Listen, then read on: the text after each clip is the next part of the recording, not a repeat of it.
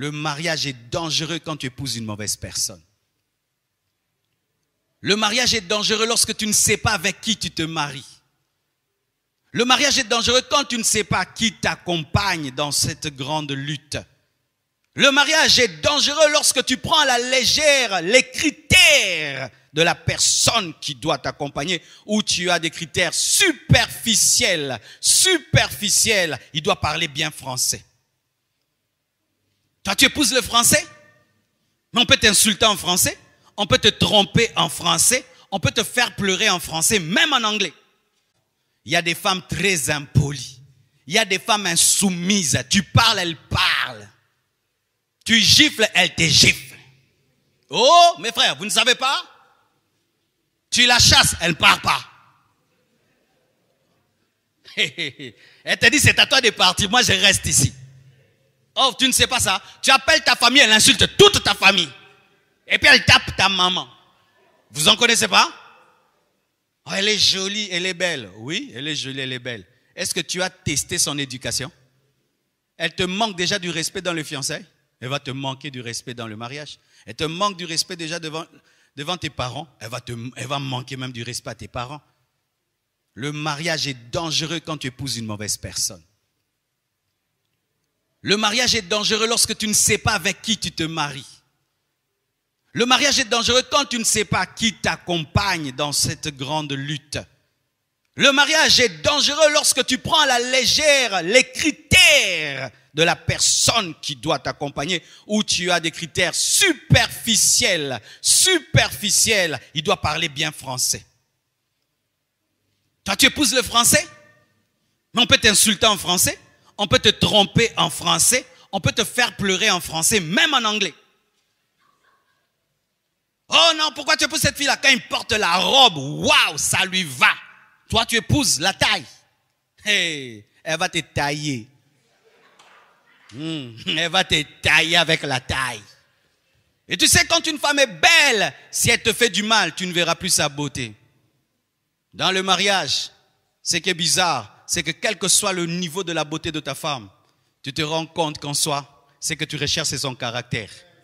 Ah oui, vous les frères là, quand vous voyez des belles silhouettes là, vous tremblez, vous voulez vous évanouir. Calmez-vous. Du calme.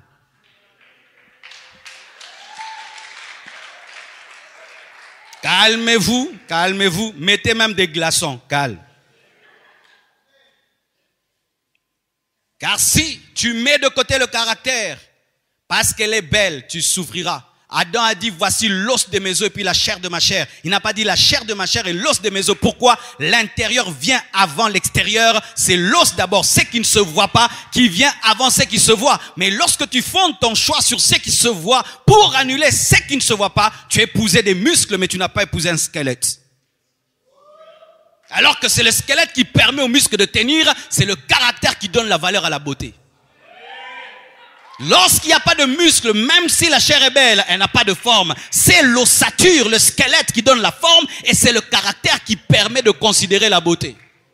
Mais si toi tu ne considères que la beauté, tu ne regardes pas le caractère, tu pleureras dans ta langue maternelle. Écoutez ceci, mes frères et sœurs. Regardez Akab. Pourquoi Akab est mort? Parce qu'il avait fait un mauvais choix. Il a épousé qui? Jézabel. Jézabel a amené la mort d'Akab. Jézabel a amené la chute d'Akab.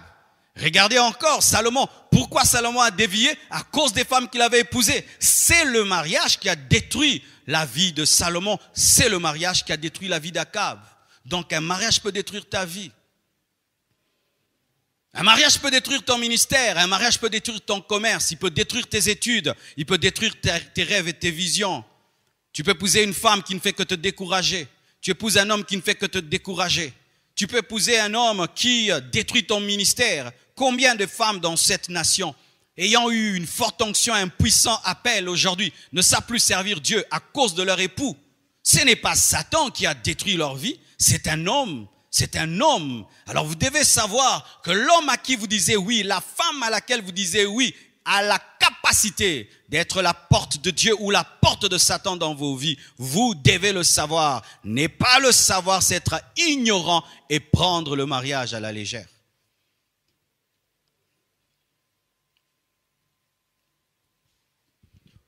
Le mariage, pourquoi il n'est pas un jeu? Parce que Dieu prend très au sérieux le mariage. La première personne qui prend le mariage au sérieux, ce n'est pas ton père, ce n'est pas ta mère, ce n'est pas le pasteur, ce n'est pas ta femme, ce n'est pas ton mari, c'est Dieu lui-même. Dieu prend très au sérieux le mariage. Même si vous êtes mariés, vous deux, avec un seul homme de Dieu, il n'y avait personne. Quand vous engagez de vous marier, c'est pour la vie. Vous savez, j'ai déjà béni un mariage sur Skype.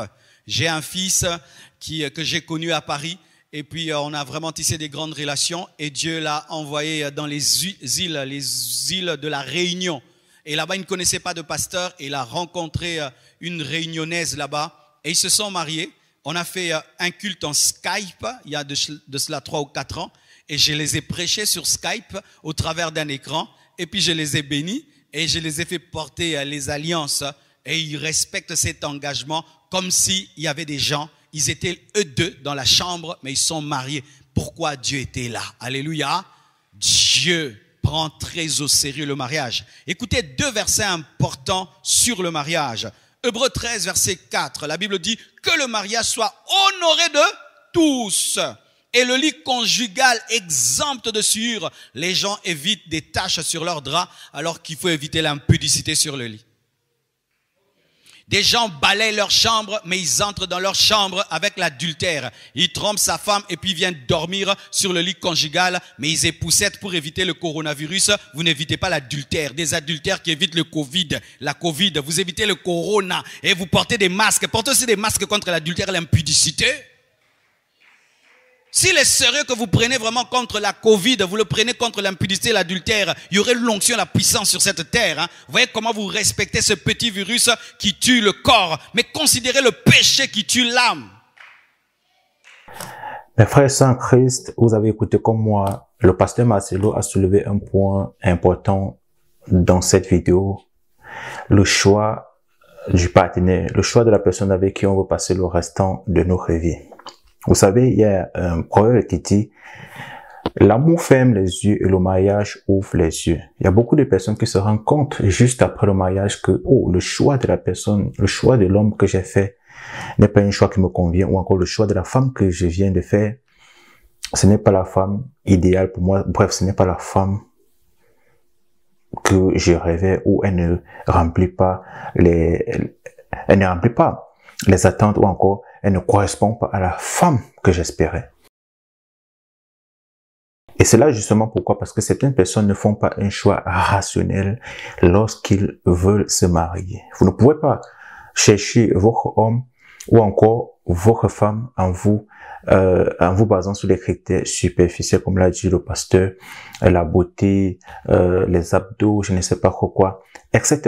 Lorsque vous voulez faire le choix de votre femme ou de votre homme, vous devez vraiment vous poser des questions très importantes et des questions primordiales pour vous et qui va vous permettre de supporter cet homme ou encore cette femme à long terme. Il a pris l'exemple de plusieurs hommes de Dieu, Salomon, Samson, etc., qui ont vu leur destinée être détruite tout simplement parce qu'ils ont fait le choix d'une mauvaise femme. Il y a aussi des femmes qui ont vu leur destinée être détruite parce qu'elles ont fait le choix d'un mauvais homme. Donc, pensez-y les amis, pensez-vous et surtout demandez à Dieu de mettre sur votre chemin l'homme qu'il vous faut, la côte de votre côte et la chair de votre chair. Demandez à Dieu de vous mettre à vos côtés la femme qu'il vous faut, la femme qui va vous accompagner dans votre ministère, dans votre vision ou encore dans l'ensemble de toutes vos activités. Oui, parce que c'est très important. Demandez le discernement à Dieu et je prie que le Seigneur puisse mettre l'homme et la femme qui vous correspond vraiment sur votre chemin et que vous ayez un mariage béni et heureux. C'est le message que je voulais partager avec vous dans le cadre de cette vidéo. Si ça vous a plu, partagez avec toute personne que selon vous pourrait être intéressée. Partagez sur l'ensemble des différentes plateformes sur les réseaux sociaux pour édifier le plus grand nombre de personnes, pour toucher le grand nombre de personnes, pour bénir le plus grand nombre de personnes. Si vous ne vous êtes pas encore abonné à la chaîne, abonnez-vous pour ne manquer aucune de mes vidéos, elle est gratuite. Et le plus important, n'oubliez pas de cliquer sur la cloche de notification pour être notifié chaque fois que je poste du contenu sur ma plateforme YouTube. Partagez, portez-vous bien et prenez soin de vous. Shalom.